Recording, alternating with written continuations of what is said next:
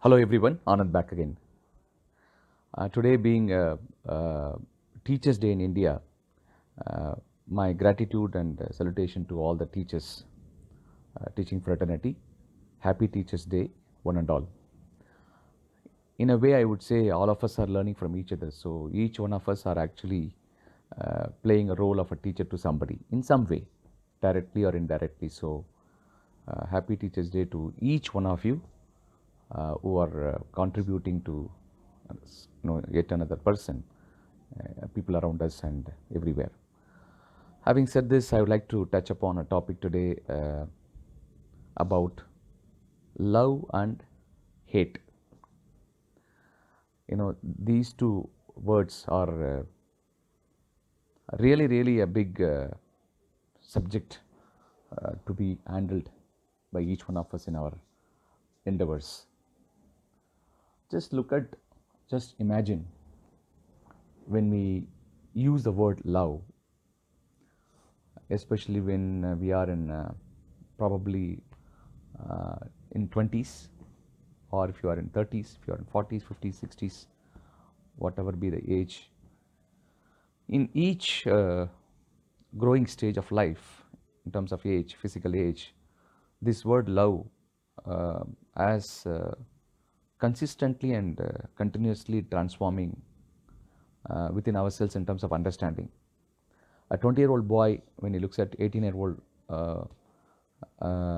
girl, there is a pull, there is an energy pull, because he or she, they look at only the external beauty of the person, the external attitude and the external expressions, manifestation of that individual. So that attracts the style, the talk, the way they carry themselves. It attracts each other. That's how the life works, right? For everybody, all of us, when we pass through this age, definitely we would have experienced. If you are in 30s and 40s, definitely you can go back to your 20s, you can just recall. And people go sometimes extremities of these things and succumb to problem and whatnot. There are people who are introvert, they don't express. They have also another challenge is called depression and whatnot. There are people who can moderate, they can just pass it through. By and large, most of the people, we pass it through somehow. But when we are in 30s, when we get married, and then we are in 40s, and when you cross 50, 60, 70, I'm sure this is continuously changing. The understanding of love and hate changes more and more. The question here is, when we are young, irrespective of the expression of that love, could be physical love, materialistic love, whatever, at least the hate is less. The hatredness is actually increasing as we grow in age. And especially in the age group of, let us say, 25 plus or 28 plus, I don't know, maybe till 60 years or so, we have been conditioned by various external aspects of life, because we are also intellectually growing. Our consciousness in one way is also expanding. Our mind is expanding. Our thinking capabilities, thinking faculties are expanding more and more. Our analytical skills, reasoning. So we apply quite a lot of things within ourselves to understand, try to understand the meaning of life and meaning of people, relationships, whatnot. So in the process, what happens is the childhood experience of pure love, laughter, and without any pressure in the heart, we are able to do many things when we are at our younger age. Imagine the situations. For example, if you take family, a 20-year-old boy probably might have a lot of resistance with parents, but he loves them also, right? He demonstrates. He may be raising his voice for some occasions at home in a situation to his parents or her parents, but after some time, immediately they will start mingling with each other, and they shower the love, and without even using those word love, I love you, something like that, and they just simply get along with people. But as the age goes, what happens is 25, 28 gets married, and then family, spouse come, children come. What happens is more and more of unknowingly the hatred expressions are increasing. Superficially we cover up. Superficially people demonstrate as if they are very balanced, they are very neutral, and but inside the volcano is actually burning inside. That's when I think physical ailments also start cropping up. So we start, because of the physical aging and the food habits and sleep and other aspects also adds fuel to the fire. So we start developing a lot of uh, little unhappiness in spite of people making money, people making the life comfort, but yet inside the little bit of hatred feeling starts developing without our knowledge sometime. Most of the time actually without our knowledge in my perspective. So this is growing time to time, and that's when we start taking tablets, and we get into a lot of medication and so many things. That's when people sometimes come to know that why not I start yoga, why not I start doing something differently, exercise. We try to do, when we visit doctor says like you have to change your lifestyle. Many of us, most of us I think would have heard this when we visit doctor. You have to change your lifestyle, sir. You are burning out and you are aging fast. Then we start realizing, and then we immediately we go to branded shoe shop to buy a pair of shoes, spending a lot of money. If it is not a COVID, then we go to beach, we go to wherever the place where we can just go for a jogging, and we take a lot of resolutions. And anyway, all resolutions are end up being broken. My master used to say this, because it's a desperate effort. He used to say resolution is a desperate effort. Hence it is being broken most of the time for most of the people. So the handling love and hatred is a very, very critical proposition for the self, for the individual. Adding fuel to the fire, what happens? Society, at workplace. And I don't have to tell you, because in society, even within ourselves, within our 3-member, 4-member family, if we are unable to handle this issue, imagine when we get to meet people outside in a common platform, common place, where each one brings with their own conditioning, mental conditioning, family conditioning, society conditioning, belief system conditioning, all come together at one place to work for a common goal, which is at work, generally speaking. So obviously a lot of lip service and a lot of false, superficial, we camouflage many things, and then heart to heart definitely we don't communicate. Hence the challenges grows, the relationship spoils, and those who are smart enough can get through, and those who do not know how to express, do not know how to handle this, succumb to a lot of confusions, a lot of feelings, a lot of emotional outbursts. Some people are introvert, some people are extrovert.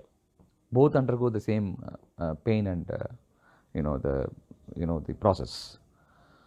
Look at the society. Family, 3-4 people.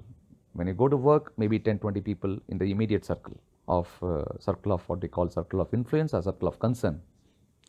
Then you get into society, what happens is, like especially social media and other activities, much larger crowd where you don't have any control at all. You don't, because there is no boss, there is no peer group, there is no subordinate, or there is no sort of close associates. Completely you are out on the field, and you are being bombarded if you are going to be in the public domain. So can you expect a great love from everyone, including yourself, including ourselves?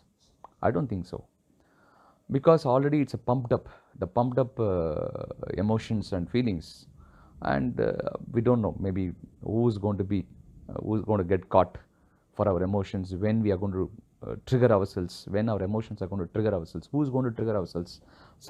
Most of the time I would say that a small trigger creates huge problem. A huge problem may not sometime even surface.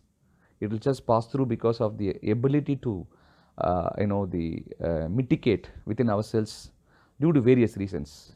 Even you can apply chaos theory here. There are 1,000 reasons for something to happen in life, right? So what happens is a small unfortunate one trigger could have even spoiled the whole relationship, whole momentum, whole long-term process of building up relationships and trust and whatnot. So the love and hatred is basically a very tricky issue in each one of our lives. So that needs to be handled, mitigated in a very, very balanced way. Hence, what happens is there are a lot of techniques, there are a lot of tools that are available for us to utilize, but unfortunately, we don't reach out to them.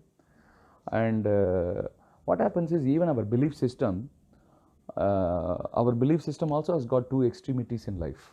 The one extremity of that is I'm the best, and rest are not really the best. And the other extremity of the belief system is inclusiveness, democratizing it, and making everybody uniting factor, I would say. It's like a conduit, it's like a catalyst which can unite people, unite everybody for a common cause.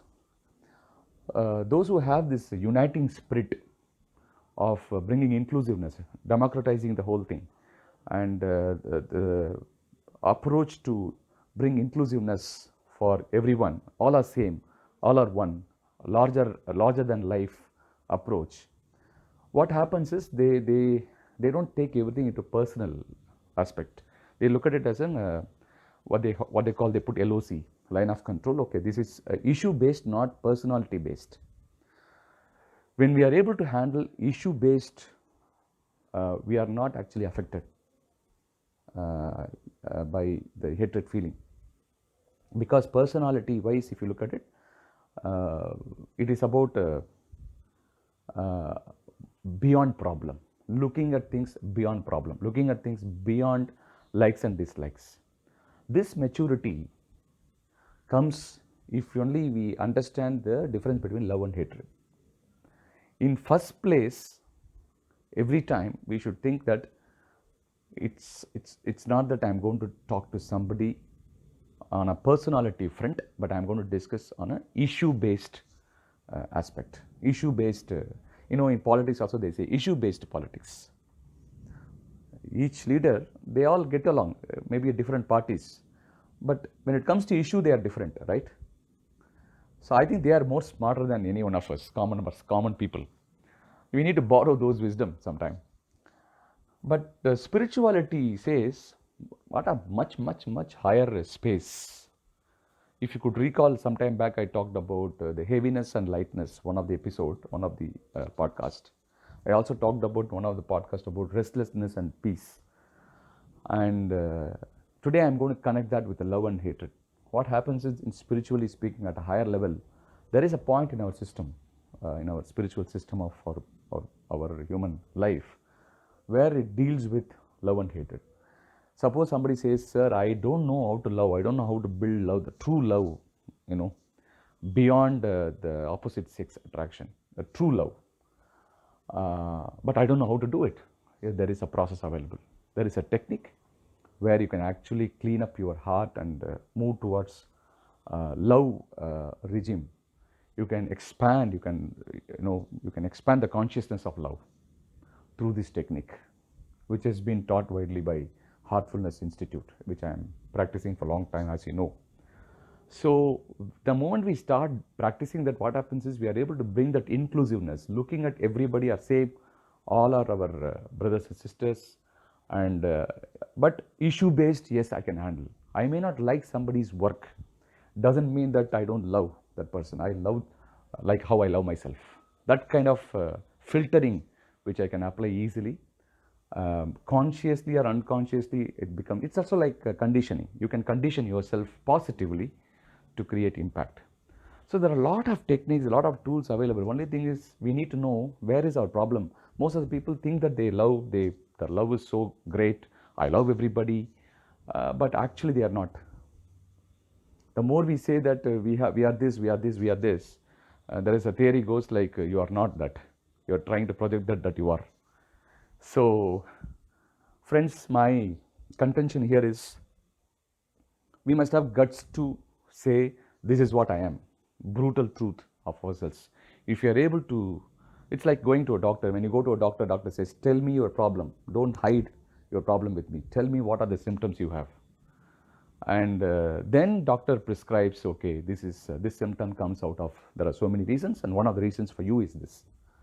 Like that, if you are able to open up your heart and accept this is what my problem is, then number of solutions available around each one of us, then solution will come to you. In fact, when a student is ready, teacher appears. Thank you so much for patient listening.